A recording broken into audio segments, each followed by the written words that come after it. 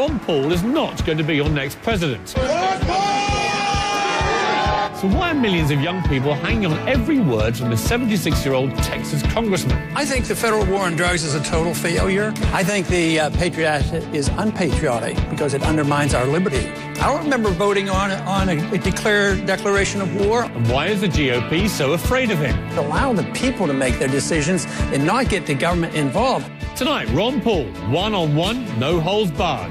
I'm willing to challenge any of these gentlemen up here to a 25-mile bike ride any time of the day in the heat of Texas. How he's already changing the face of the Republican Party. If you have an irate, tireless minority, you do very well in the caucus stage.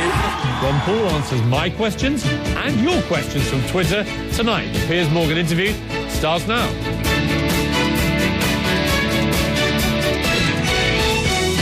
Good evening. Tonight, the Piers Morgan interview comes to you from Las Vegas on the eve of the Nevada caucuses. I'm at Coy at Planet Hollywood to talk to candidate Ron Paul. He's running a distant fourth here in Nevada, but his influence on young people is far greater than that. His supporters are making him a force to be reckoned with in the Republican Party. And tonight, his formula for keeping America great. That, and a little later, I'll have a supersized only in America. But right now, Ron Paul. Dr. Paul, welcome.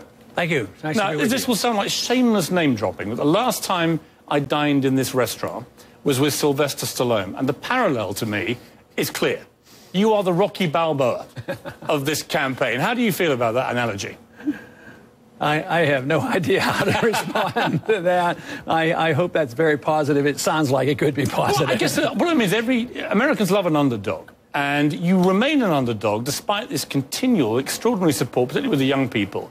But people still perceive you as an underdog. Do you believe, like Rocky Balboa, that you could surprise everybody and actually win this race? Do you genuinely believe you could become the nominee? Yeah, obviously so. And I think the record of this campaign, the Republican campaign these last almost 12 months now, shows you that a lot of the candidates are coming and going. They come in, they peak out, and all of a sudden they're gone. And we did have 9. We're down to 4 right now. The one thing characteristic of our campaign is its steady growth. And I saw a little clip the other day on the internet that says, once you become a Ron Paul supporter, you remain a Ron Paul supporter. Well, that's true. And also, once you have a Ron Paul principle, your supporters say, you stick to that principle. And that is certainly a great plus, I think. When you look at someone like Mitt Romney, everybody knows he changes his mind about lots of issues. I suppose what I would say to you about that is it can be a stick to beat you with, in the sense that if you never change your mind about anything, is that in itself healthy? Time and history helps change your views. I've changed and modified my views on what I think about the death penalty. So it's not overly rigid, but I see it as refinement and growth in developing a philosophy that is a defense of liberty. Liberty, the concept of liberty has been around for, bits and pieces for thousands of years. And of course, we've had a grand experiment here. And I'm motivated by the fact that I'd hate to see it lost, and I'd like to refine it, pick up the pieces where we left off a while ago, and actually improve upon what we had in the past. Now, you are the oldest candidate, and you have been, even when there were 9 candidates, and yet the one that many say has the most energy, and you have the biggest youth following. What do you put this down to? Where do you get all this energy from? Well, I don't know exactly, where does our health come from? There's a lot of things. Mental health is important. Do you work out? Do you have a regime on the campaign? Yes, and it gets interrupted sometime in the campaign. I can't quite do it, but historically, for 30 or 40 years, as long as I can remember, I've had a pretty strict regime, and it involves a lot of exercise, and it also eating habits are very important. So what do you do, exercise-wise? When you have time? Okay, when I have time, I would get up in the morning and I want to get outside. I'm sort of, outside gives me relaxation, so I don't want to ride an exercise cycle inside. I ride a bike and I walk, but in the morning I like to walk between 3 and 4 miles. It takes me about an hour or so to do that, and that sort of clears my head and loosens me up. And good health habits, I think, can prevent usage of a lot of medication. So I strive for that, unfortunately. But I think my parents might have had a little bit to do with good health. They lived at old age. So what about diet? What do you do for eating and drinking? Do you have any strict regime with that? Not overly strict. I'm not fanatic, but I do watch the white things, the white sugars and all. And although I do eat meat, I think fish is better. So, but it's not overly radical, you know. But I think fresh vegetables are good. So most of it is probably more common sense than anything I learned in medical school. You look good on it. Is this part of the reason you think that the youth are energized by you? They look upon you as a great role model, but also they like the fact that you are this guy who sticks to his principles. Oh, I think that is it. And I think sometimes then they will translate that in, well, he sticks to his principles about health habits. But no, I think it's the principles of liberty that are so inviting to young people. I think their minds are more open. I don't think their minds have been cluttered. I don't think they've been forced to accept things and accept the status quo. And besides, we live in an era today where the failure of government programs is so blatant. And although I've been doing this for a long time, and we have had a lot of interest in the last 5 to 10 years, it really came to life once the financial crisis, which many of us who have been involved in Austrian economics predicted would come, and it sort of confirmed it, and people are very uneasy about the future, whether it's here or in Europe, and of course we're all interconnected now with global trade and global banking. So I think that has, energized the people because I've been talking differently and warning about these things. And does it help also that you were a child of the Great Depression? You know, you grew up through that depression, you came out the other end, and you saw what it took, I think, to do that. I was fascinated to read the sheer volume of jobs that you did when you were a young man. I mean, you did all sorts of stuff. You worked with your father on the dairy, but you did countless jobs. You worked very, very hard. Do you see that kind of hard work ethic now in America? And if the answer is no, is that one of the fundamental problems, that work ethic has evolved over the years? Yeah, I think that's a big issue. And people ask me about how my parents might have had influence on politics. Well, they were conservative Republicans, but they were more Republicans than anything else. But I think where they contributed a lot to my thinking was it was a work ethic. Depression and World War II. Matter of fact, the Depression didn't end until after World War II because I remember World War II better than the Depression, and actually things got worse because there was rationing and there were no new cars and all. So the work ethic was very, very important. And I think that had a large impact on me. At the same time, I worked that into a philosophy. But I think, and I talk a lot about it at my speeches, especially on the college campuses, of not depending on the government. They're not there. They're bankrupt. They try to give everybody a free house. And now they don't have jobs and they don't have their houses. So therefore, you have to assume responsibility for yourself. But how far do you take that? Because although I agree with you to a certain degree, I think I take issue when it comes to something like healthcare, where you have quite provocative views here. I mean, your belief basically is that if you can't afford the insurance for Medicare or whatever it may be, then you've got to fend for yourself somehow or get your local community to bail you out. Am I misrepresenting you? Or is that basically how you feel? Yeah, but it's a lot more compassionate than the way, it might sound. Is it, though? Yeah, well, really, because if you see the extent of total socialism, it's not very compassionate. People end up with no care at all. I mean, what happened at the end of the Soviet system? Everybody had free care, but there was no Soviet system. They were totally bankrupt because they had an empire that failed. And today, I was in medicine when we had no government. And I don't remember the problems as badly as I remember the problems now. But what about as we have in Britain, the basic right to health care for every citizen? What is wrong with that as a principle, an ambition to aspire to? Well, I think the basic principle is wrong in that you don't have a right to somebody else's life or money. You have a right to your life, and you have a right to your liberty. You have a right to keep what you earn, but you don't have a right to take food from somebody else. And you say, well, I'm not going to take it. The government's going to take the food. You don't have a right to somebody else's house. Oh, yes, but the government will get the house for me. So we who believe in the freedom philosophy believe that you can't use violence to get what you want, but you can't use the government to use violence and force. But what if you don't have the ability to actually get your own health care? You have no means to do that. What do the people who Mitt Romney was dismissive of the other day, and we'll come to that, what do those people do? Absolutely the most vulnerable parts of society. What do they do? Well, under your presidency, what would they do to get health care? Well, you have to understand the difference between an interventionist economy and a socialist economy. If you really want to produce the best medical care and the best prosperity, the largest middle class, you have to do it through freedom. If you do it through redistribution of wealth, you actually reduce the availability. Let's take a little break. I want to come back and talk to you more about the economy, also about how you keep America great through tough times like this, and what you think of today's jobless figures, which, whichever way you look at it, are pretty good news for Barack Obama.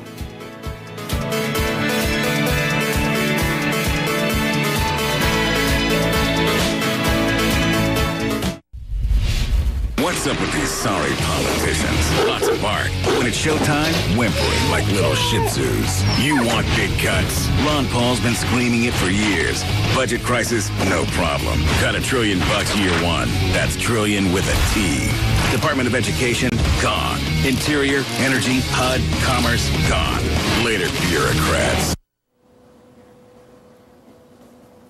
Recent campaign ad from Ron Paul.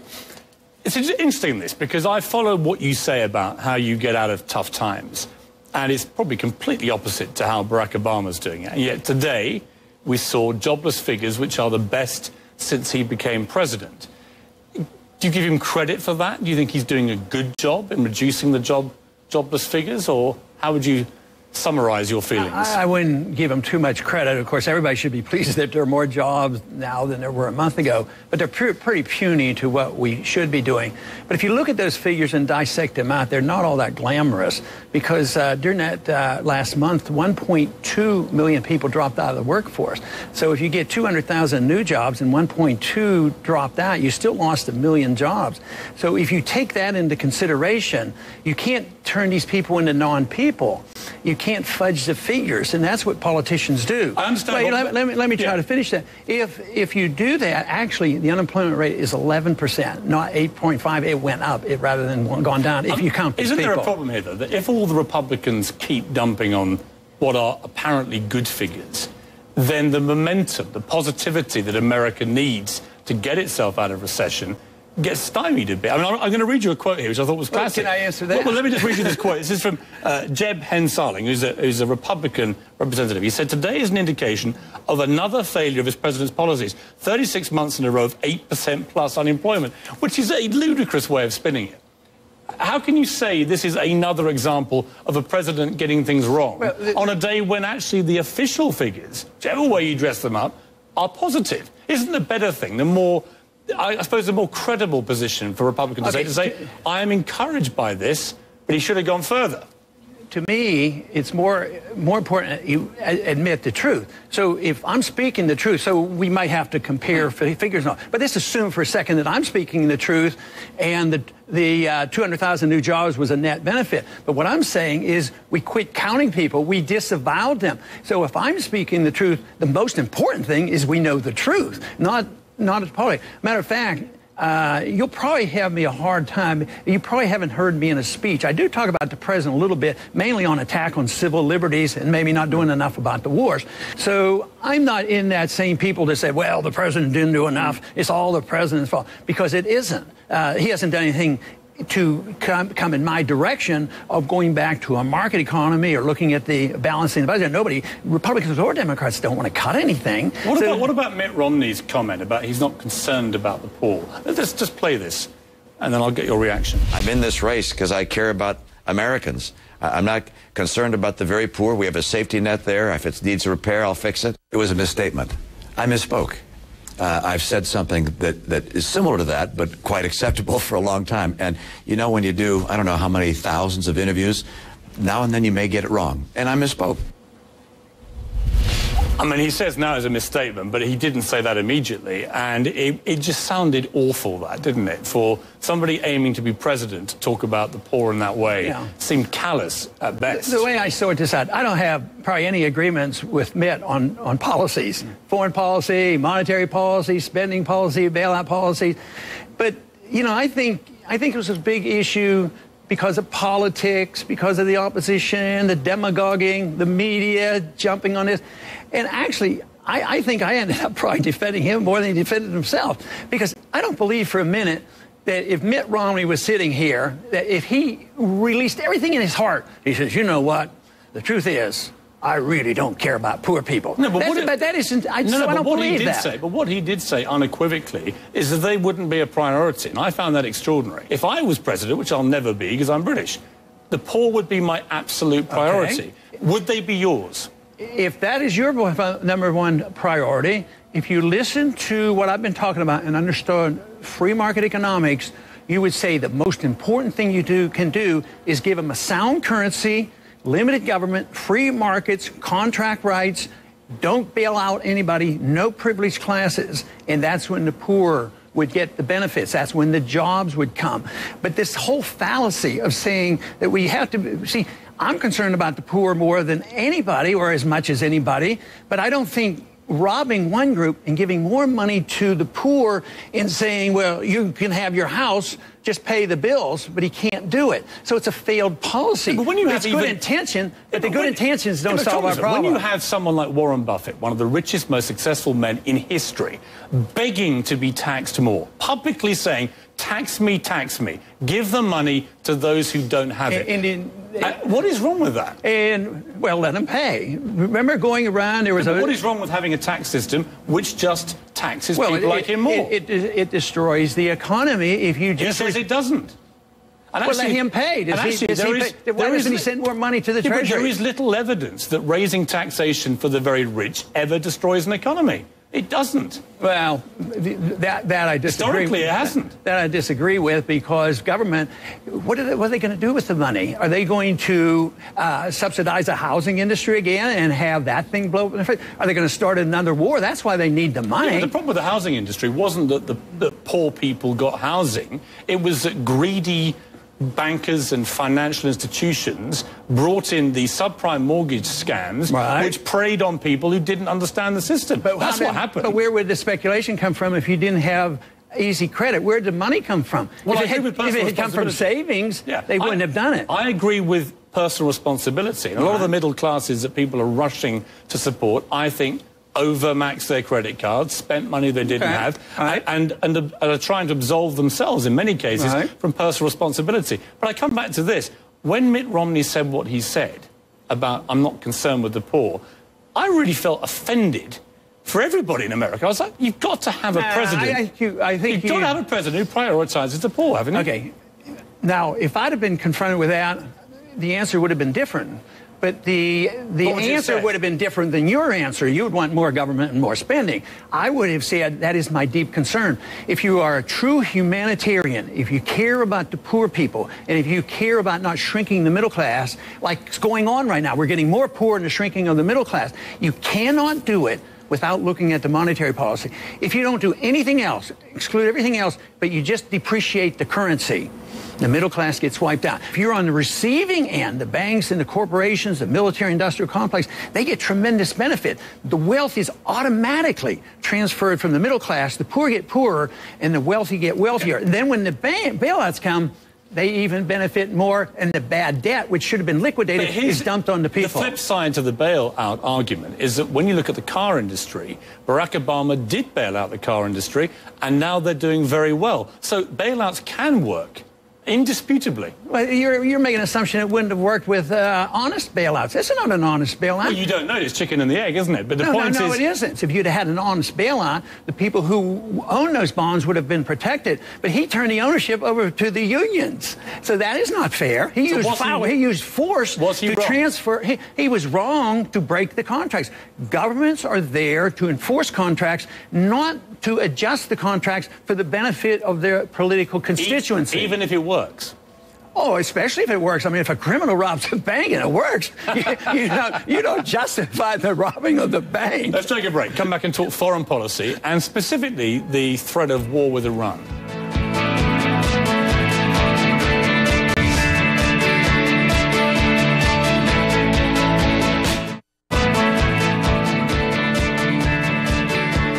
Now, my special guest, Ron Paul. Let me ask you this. You've lived through many American military conflicts in your lifetime, since the early part of last century. How many of them do you believe were justified? Well, justified plus legal. Well, I think people assume you're a pacifist. I don't get the feeling you are a pacifist. No, I'm not a pacifist. I think you believe in military action where it is legitimate. But how many do you think of the major conflicts have been legitimate? Well, from a strict constitutional viewpoint, I don't want to fight any wars that aren't declared. So that means since World War II, nothing has been justified because we didn't go through the proper process. But when you look back... Didn't you support the conflict in Afghanistan? I did, but that said to go after only those individuals responsible for 9/11, not to go into nation building, not going in, into Iraq. It was war, wasn't it? To go after Al-Qaeda, it was going after criminals. Matter of fact, at the time, what I did was... Was it constitutional? Well, yes, to a degree, because it was limited. But what I introduced was a resolution to clarify this. Don't turn it into an excuse to go into country and occupy countries and take over countries and go into nation building. I said, look to our history about the letter of marque and reprisal. When you're attacked, say at Pearl Harbor, in a declared war, that's certainly legitimate. Even though we had a declaration of war in World War I, it was a constitutional war, but it was a very foolish adventure. What is the ideological difference between being attacked in Pearl Harbor and being attacked at the World Trade Center? I mean, if you are But a country didn't attack, a bunch of thugs attacked us, not a country, so there's a big difference. There were probably the people, I imagine, and there weren't even 100 people that knew 9/11 was coming. Maybe there were 50, maybe there were 40 for all we know. So it was a band of thugs that had a grievance with us, and they were trying to get our attention. So that's entirely different than... Have you modified your opinion of what the motivation was? And the reason I ask, you got a lot of flack at the time, although a lot of support as well, for suggesting that the main motivation for the attacks was revenge for what had been going on in Iraq. And I'm sure a lot of it was. But you also said that you didn't believe it was an anti-West sentiment, an anti-riches, an anti-capitalism. I'm not sure that's true, is it? I mean, it's certainly, if you were to interview the 9/11 attackers, I'm pretty damn sure they would also say, we are against Western values, we are against capitalism and so on. There's no evidence to that. If you read Robert Pape and Michael Schur, you'll find out they're pretty much the experts on the subject, and that's not their conclusion. But if you look at the 9/11 Commission, if you look at the DOD studies, if you look at the CIA, even if you look at what Paul Wolfowitz has said, the great neocon, they've come to the conclusion that our presence in the Middle East was the most significant event on why they wanted to come here and kill us. And let's assume you become President Ron Paul. If Iran was to strike back at Israel, what would you do? Well, I'd go and look to the rules, and the rules are that if our national security is threatened, you explain it to the people, and then you go to the Congress and say, is our national security threatened to such a degree that we declare war against a particular country? If you believed that Iran had enough enriched uranium to genuinely launch a nuclear attack against Israel, would that knowledge alone mean that you would countenance military action? One thing that we should set aside is there's our CIA and the Mossad.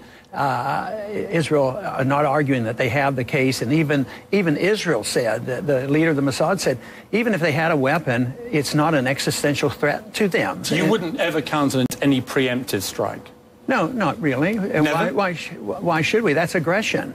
We're not supposed to commit aggression. I mean, that's left for the dictators. But, we now don't do aggression, but what we do is preemptive war. But if you had got knowledge... Preemptive war is equivalent to that, and I think it's very dangerous. But they have already said, Ahmadinejad has made it quite clear he believes in wiping out Israel, if he got the chance. Okay. If you were president in the Second World War, and you'd been given knowledge the Japanese were planning Pearl Harbor, you would have preemptively struck, wouldn't you? Well, let me touch your first subject first, and that is quoting Ahmadinejad, because that's a misquote, but 99% of the people in the media would misquote it, and everybody in Washington believes it. What he actually said on the proper interpretation was that the regime in charge of Jerusalem should be removed from the pages of time. He did not say that Israel should be wiped from the face of the earth. Just think of the difference on that, removing a regime like getting rid of our administration or something. You're not seriously defending Ahmadinejad, right?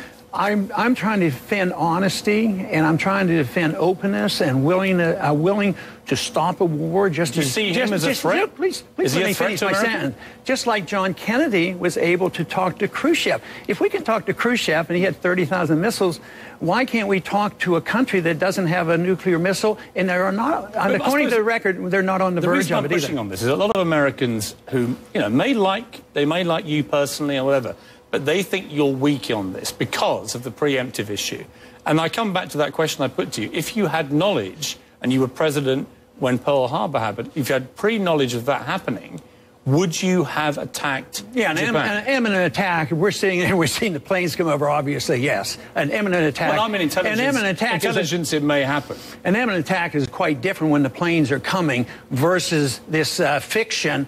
We shouldn't have such short memories.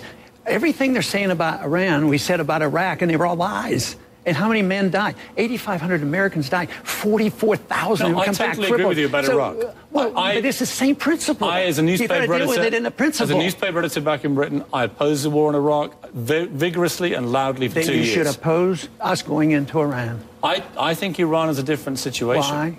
Because I think that they would, if they could, consider attacking Israel. Well, and if you're America, you can't let that happen. And the Israelis are looking to America for leadership, aren't they? Why shouldn't they depend on the British? Why doesn't the British take care of them? They have a lot of influence up there. Let all the British kids go over there and die. I mean, why is it assumed that we are the policemen of the world, that it's our moral obligation? Besides, we're broke. But aren't there times when you have to be the policeman of the world? No. Really? It is not. We should provide for our national security. We do not have the authority. We do not have the money. And we don't have the moral authority to do this because it leads to trouble. Let's take a break. Come back and talk social issues. I'll talk to you about marriage, gay marriage, abortion. See what you really think.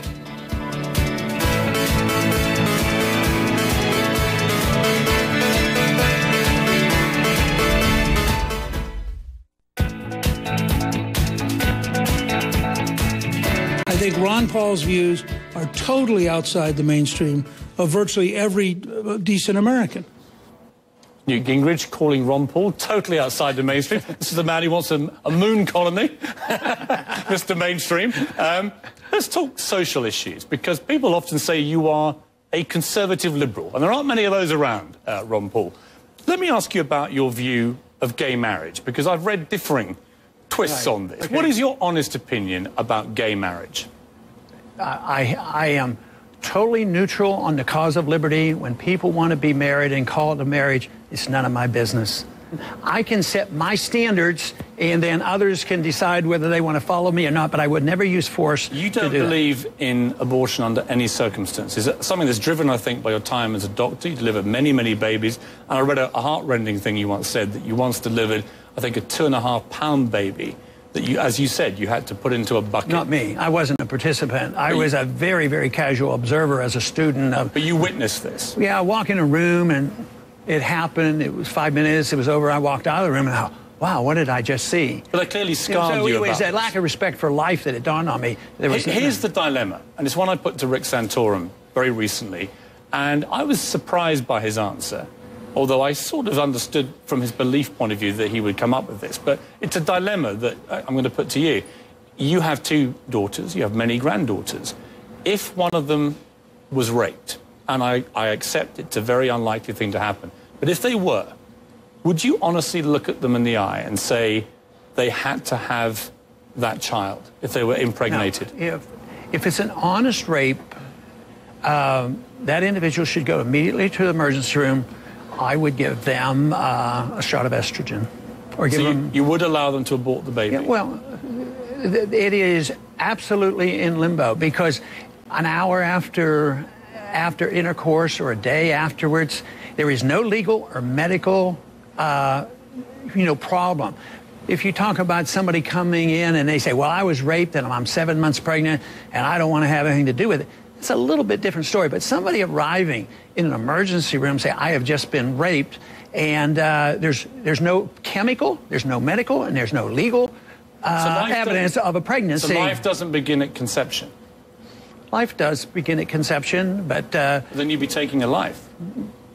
Well, you don't know if you're taking a life either, because this is an area that is. But to decide everything about abortion and respect for life on this one very, very theoretical condition where there may have been a life or not a life. No, but here's the thing. Although it is a hypothetical, it does happen. People do get raped and they do get impregnated, and sometimes they're so ashamed by what's happened that weeks go by before they may even discover they're pregnant. And they have to face this dilemma, and they're going to have a president who has a very, very strong view about this. Now, this is like the proposal that the people who like abortion endorse abortion because it's the woman's right to her body. You say, well, does that mean 1 minute before birth you can kill the baby? And I did this on one of the TV programs where some women were opposed to what I was saying. I said, this 9-pound baby, it's in the woman, she has the right, she argues her case. I said, you would abort this baby because the woman has had some unfortunate circumstances, so the doctor gets paid a handsome fee to kill this 9-pound baby. Oh, that's not what we're talking about. But that is what they're talking about. They're talking about a human life. So a person immediately after rape, yes, it's a tough one, and I won't satisfy everybody there. But to tell you the truth, what I saw happening in the 1960s and the change in the law and the change in attitude, people were doing illegal abortions. To me, it's a moral problem. It was to change the morality of the 60s. The lack of respect for life leads to the lack of respect for liberty and all the things that I believe in. So it was a change in morality that had the Supreme Court change the law. So I don't believe the change in the law is the magic cure. I do believe, though, very sincerely, if we don't have an understanding of life and have a lot of respect for life, I can't defend people on their personal liberties. I can't be as tolerant as I am on how they use their liberties. So that's why I think it's really a moral issue rather than a legal solution to all these problems. Then, as a physician, as a gynecologist, I've had to face some of these very, very difficult problems, and I understand them. And even before Roe versus Wade, many of those problems that existed, where there's no perfect answer, they were taken care of, but it was always done. They respected the fact that they were dealing with a life. But and just finally on this point, do you accept there's a slight contradiction between a candidate who is pro-liberty, pro-personal choice, pro-personal responsibility in almost every other area, but on this specific area says, no, you don't have choice? See, I don't see the inconsistency, because I see the 9-pound baby that's still within the mother as deserving some protection too, who deserves a protection. That fetus has rights, because if I do harm to him, I get sued. If you have a car accident and kill a fetus, there are legal rights there. But to say that it's only the mother, it's very, very unique. If you carry your argument to all the way through, we have a right to our homes. Shouldn't we have the privacy of our homes? Do we have a right to kill the baby 1 minute after birth?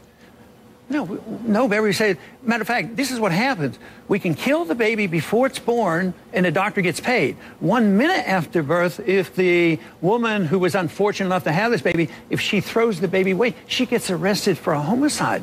And to me, the 1 minute before birth and 1 minute after birth isn't a whole lot different. So but you understand that to a lot of people with serious religious conviction, it is. I mean, they say life begins at conception. Life does begin at conception. So it's a moral maze. Let's have a break. Let's come back and talk about your family, because you've got an incredible family. You've got 5 children. How many grandchildren? 18. And how many great-grandchildren? 5. Amazing. Let's come back and talk about your extraordinary family and your wife.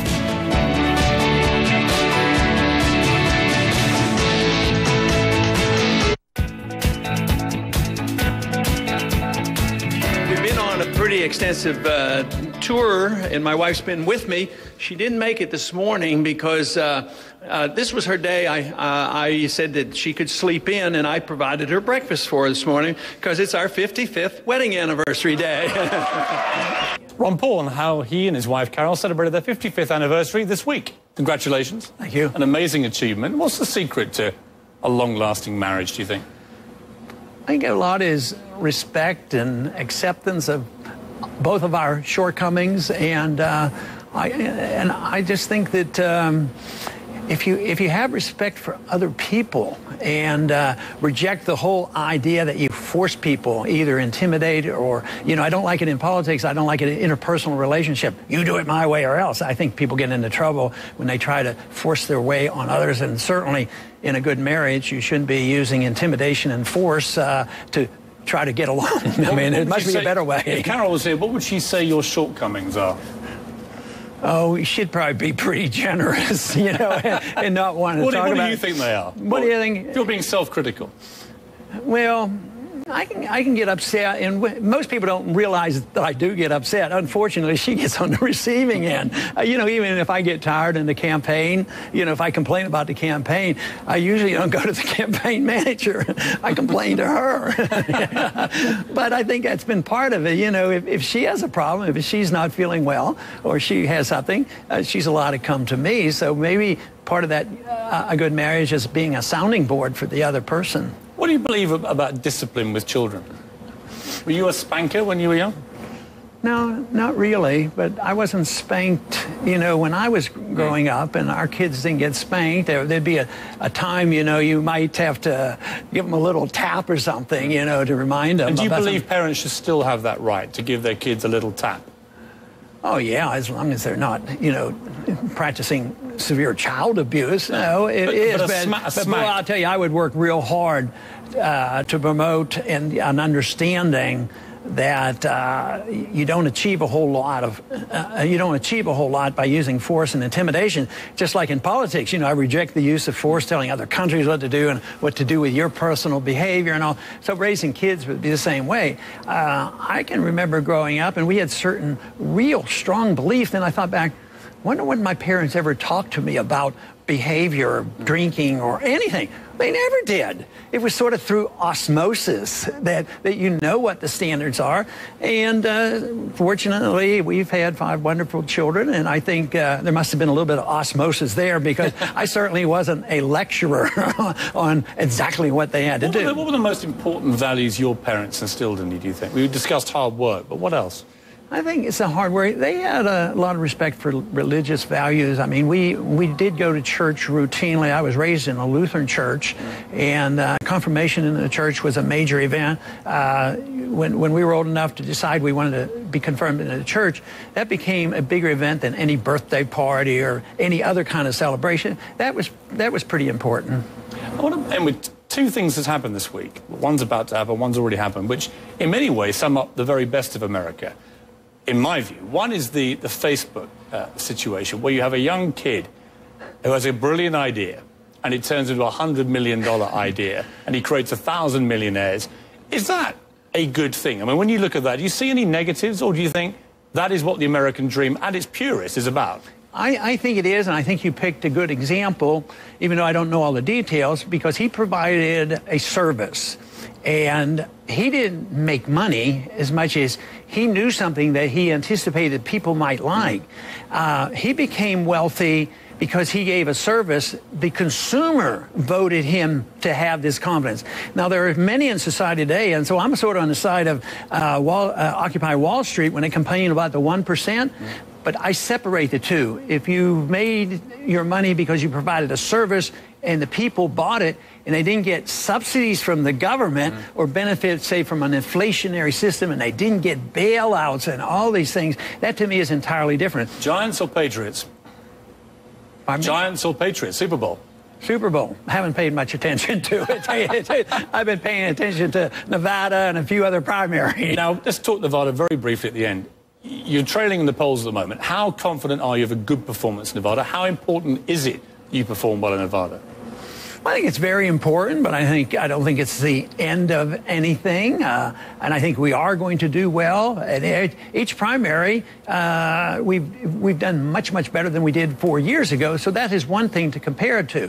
And we're down to 4 candidates right now, and we have a good organization in Nevada. Will you ever drop out of this race, or are you here to the bitter end? Yeah, I'll drop out if somebody gets inaugurated next January. But nothing would stop you before before the convention, say? I'm not thinking in those terms because I'm thinking in campaigning where the next stop is. Where do I go this evening, and where do I sleep tonight, and how I'm going to encourage all the workers to get the vote out. Hypothetically, if you got to a point where you did want to drop out, could you imagine endorsing another candidate? Would you do that, or are you implacably opposed to doing that just on principle? Well, it would be a real challenge, but I think people change their minds. Some of them change their minds more easily than others. So if they change them favorably and they can convince me, I would certainly be open to that. Ron Paul, best of luck at Nevada and the rest of the campaign. Thank you. You certainly brought a lot of energy,